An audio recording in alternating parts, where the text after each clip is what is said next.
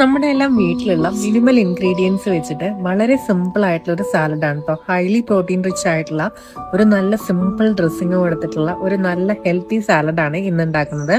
അതിനായിട്ട് ഞാൻ ചോപ്പ് ചെയ്തിട്ടുള്ള കുക്കുംബർ, ടൊമാറ്റോ, പിന്നെ എടുത്തിട്ടുള്ളത് ഒരു മീഡിയം സൈസില് ഒനിയൻ ചോപ്പ് ചെയ്തിട്ടുള്ളത്, ലെറ്റ്യൂസ് ഒരു 1/4 കപ്പ് ചോപ്പ് ചെയ്തെടുത്തിട്ടുണ്ട്. ഇതിൽ മെയിൻ പ്രോട്ടീൻ സോഴ്സ് ആയിട്ട് ഞാൻ യൂസ് ചെയ്തിട്ടുള്ളത് ചിക്കൻ ആണ്. അത് പ്രിപ്പയർ ചെയ്യാനായിട്ട് ഞാൻ പാനിലേക്ക് കുറച്ച് ബട്ടർ ആഡ് ചെയ്ത് കൊടുത്തിട്ട് ചോപ്പ് ചെയ്തിട്ടുള്ള ചിക്കനും കൂടി ആഡ് ചെയ്ത് കൊടുത്തിട്ടുണ്ട്. ഇതിലേക്ക് ആവശ്യമായിട്ടുള്ള സോൾട്ടും കുറച്ച് മഞ്ഞൾപ്പൊടി, ആവശ്യത്തിന് മാത്രം കുറച്ച് മുളക് പൊടിയും കൂടി ചേർത്ത് കൊടുത്തിട്ട് ജസ്റ്റ് ഒന്ന് ഒരു 2 to 3 മിനിറ്റ്സ് ചിക്കൻ ഒന്ന് കുക്ക് ചെയ്തെടുക്കാം.